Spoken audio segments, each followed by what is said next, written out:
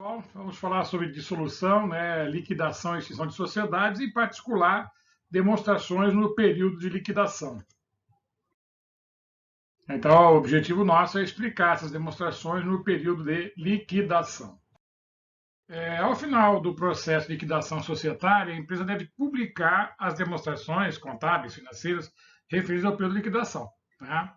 Neste caso, alguns cuidados devem ser levados em consideração, principalmente em relação aos ativos e passivos, provisões, projeções orçamentárias, entre outros.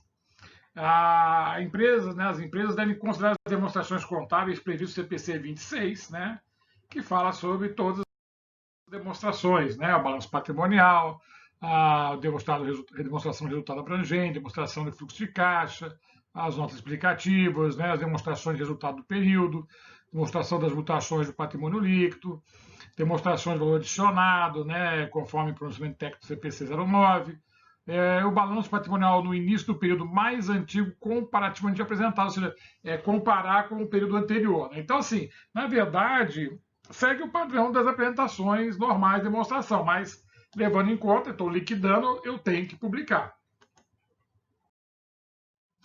E no momento da elaboração das demonstrações, as empresas precisam atender a alguns itens, né? Segundo Marcelo Almeida, né, 2013. Os ativos e passivos têm que ser classificados circulante, visto que existe a perspectiva de alienação dos bens e direitos e liquidação das dívidas no curto prazo. Então, eu faço uma reclassificação, né?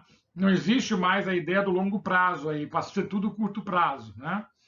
As provisões devem ser constituídas principalmente as que prevêem indenização trabalhista. As notas explicativas têm que ser emitidas a evidenciar a perspectiva de lucro ou prejuízo na realização dos ativos e na liquidação dos passivos. E os ganhos só devem ser contabilizados quando realmente foram realizados.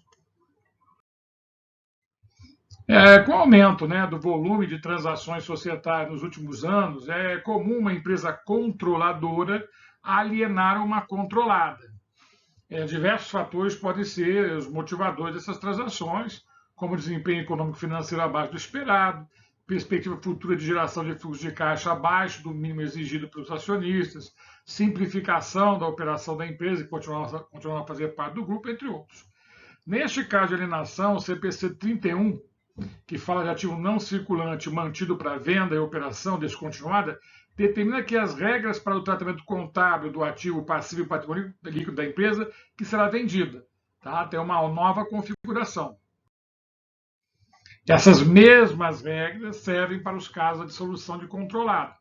Isso quer dizer, se os acionistas de uma controladora, que seja majoritária na participação acionária de uma controlada, decidir pela dissolução da investida, a controladora deve seguir as regras estabelecidas no CPC 31 para realizar o processo de dissolução, né, da controlada. Isso quer dizer que os acionistas, né, de uma controladora, que seja majoritária na participação acionária de uma controlada, decidirem pela dissolução da investida, a controladora deve seguir as regras estabelecidas no CPC 31 para realizar o processo de dissolução da controlada. Essa determinação do CPC 31 está evidenciada no seu parágrafo 2º, que determina que esta norma atinge todos os ativos não circulantes reconhecidos. Neste caso, uma empresa controlada é considerada um ativo não circulante, visto que o valor do investimento fica registrado no ativo não circulante da investidora. Além disso, esse pronunciamento técnico define que essas regras devem ser aplicadas também aos ativos mantidos para venda. Neste caso, quando uma controladora decide alienar uma controlada, significa que o ativo está mantido para venda.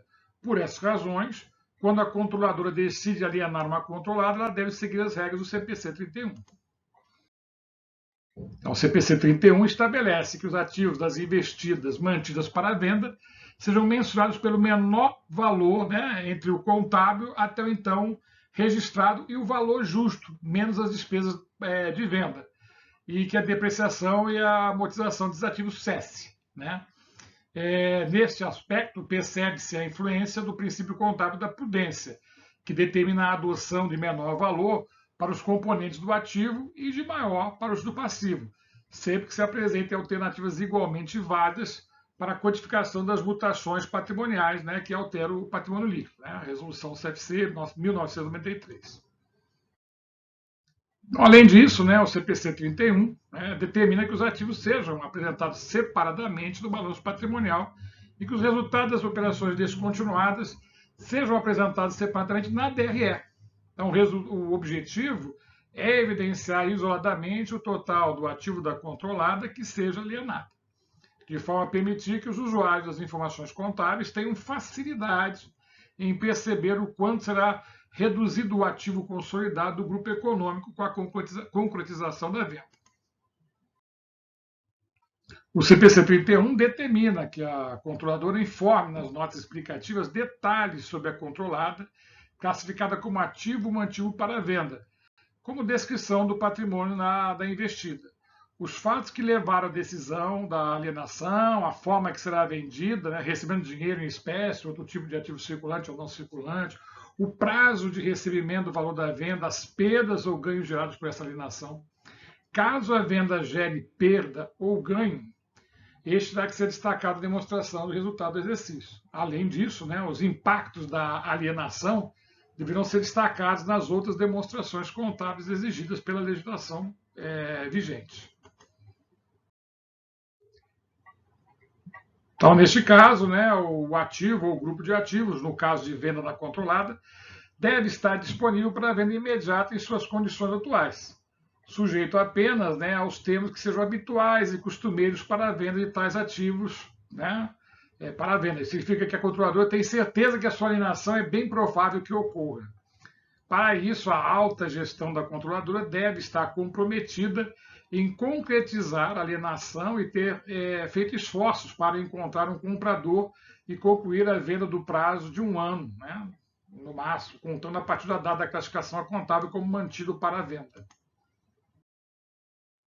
Vale ressaltar que, de acordo com o CPC 26, a apresentação das demonstrações contábeis, os ativos mantidos para a venda, que por sua natureza estavam classificados no ativo não circulante, não devem ser reclassificados para ativo circulante, até que atenda os critérios de ativos mantidos para a venda. Então é importante isso, né? Porém, o CPC 31 determina que a entidade só deve classificar um ativo não circulante como ativo para venda se o seu valor contábil vai ser recuperado principalmente por meio de uma transação de venda em vez do uso contínuo. Vamos ver um exemplo aqui. 1º de janeiro de X5, né, a empresa Organizada SA decidiu alienar, né, a controlada Vivendas SA até 31 de dezembro. Né? Neste período, a investidora tomou todas as medidas para encontrar um comprador. A controladora não manterá influência sobre a gestão da controlada após o momento da concretização da venda. A investidora se compromete a assinar um pré-contrato com qualquer comprador em potencial, garantindo-lhe preferência na aquisição do empreendimento. Então, nesse tipo de transação relatada no exemplo, é permitida a troca por ativos não circulantes, como terrenos, móveis, veículos, prédios, títulos e outros investimentos de longo prazo, ao invés de recebimento em dinheiro ou títulos diversos, né, ativo circulante. Caso a empresa receba algum ativo não circulante como forma de pagamento da venda da controlada, ela poderá classificar como ativo mantido para venda, desde que esse ativo recebido atenda às regras impostas pelo CPC 31. Ou seja, desde que a empresa alienadora que recebeu o ativo não circulante decida vendê-lo no prazo de 1 ano, contado a partir da data da classificação contábil. O meu outro exemplo, né, a empresa organizada decidiu alienar a controladora em 31 de dezembro. Como seguiu todas as regras impostas pelo CPC 31, a investidora classificou o saldo do investimento da controlada como ativo mantido para venda. A investidora, então, apresentou as seguintes informações, né? Então, a gente vê aqui, né, circulante, banco, estoque não circulante, o ágio, goodwill, investimentos financeiros, imobilizado, né? Aqui a gente vê, tem aqui o avaliado pelo MEP e aqui avaliado pelo custo histórico, né?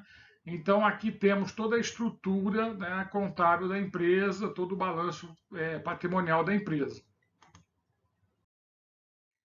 Então, diante das informações, a controladora deve executar os seguintes lançamentos contábeis na controlada para ajustar o valor do ativo e poder classificá-lo na sua contabilidade como ativo mantido para venda imediatamente antes da classificação como mantido para venda. Como é que acontece isso? Eu vou lá, né, e vou fazer, né, débito capital social 11 mil, crédito estoque, né? Estou dando baixo no estoque, crédito investimentos financeiros de 3 mil, e aí, né, o valor também do imobilizado que foi realizado, né, valor justo e também pelo MEP de 6 mil. Né? Eu estou dando então essa reclassificação aí no total de 11 mil reais. Vamos continuar o exemplo, né? Seria o exemplo 3. Além das informações, como no exemplo 2, a controladora deverá prever que o valor justo menos as despesas de venda da investida será de 130 mil. Diante das informações acima, a controladora deve executar os seguintes lançamentos contábeis na controlada para ajustar o valor final do ativo e poder classificá-lo na sua contabilidade como mantido para venda. Tá? Então, ele vai debitar despesas de venda da controlada, 19 mil, o ágil, 15 mil. Aí, né, aqui no caso, acreditar imobilizado, reavaliado o valor justo pelo MEP, é 1.649,60, e imobilizado, contabilizado pelo valor histórico, 2.350,40. Então, vai resultar, né, numa nova estrutura, um novo balanço patrimonial. Então, observe que nos exemplos 2 e 3, a empresa reconheceu inicialmente um prejuízo de 11 mil, né, antes da classificação do saldo ativo da controlada como mantido para a venda. Em seguida, em função do conhecimento da perda pelo valor justo, em função das despesas para a concretização da venda da investida, reconheceu mais uma redução de 19 mil do ativo da controlada. Neste caso, o primeiro item a ser reduzido é o ágio. Em seguida, deve-se reconhecer a redução proporcional, né, dos totais imobilizados. Assim, reconheceu-se 41,24% do imobilizado reavaliado a valor justo e 58,76% do imobilizado contabilizado pelo custo histórico. A despesa para a concretização da venda, né, ela impacta diretamente na conta capital social, visto que gerará uma redução no resultado da investida.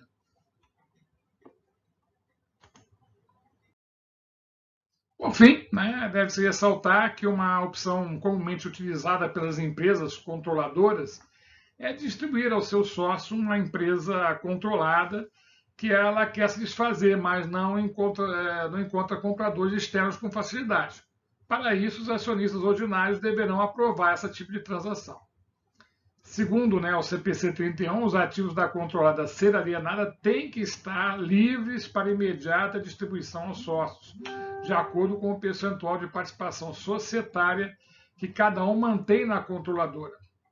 É necessário também que todas as ações necessárias para a ocorrência dessa distribuição tenham sido tomadas, né, pela gestão da controladora, ou seja, que a probabilidade de concretização da venda da controlada seja altíssima. Ok, então é uma questão, né, de solução, né? Eu tenho uma controlada, né, o que fazer, né, esse tipo de operação. É interessante, né, que eu estou desfazendo os meus ativos, né, e também fica muito importante dizer que é obrigatório, né, a publicação das últimas demonstrações contábeis, né. Aí ficamos para as nossas dúvidas, sugestões e críticas.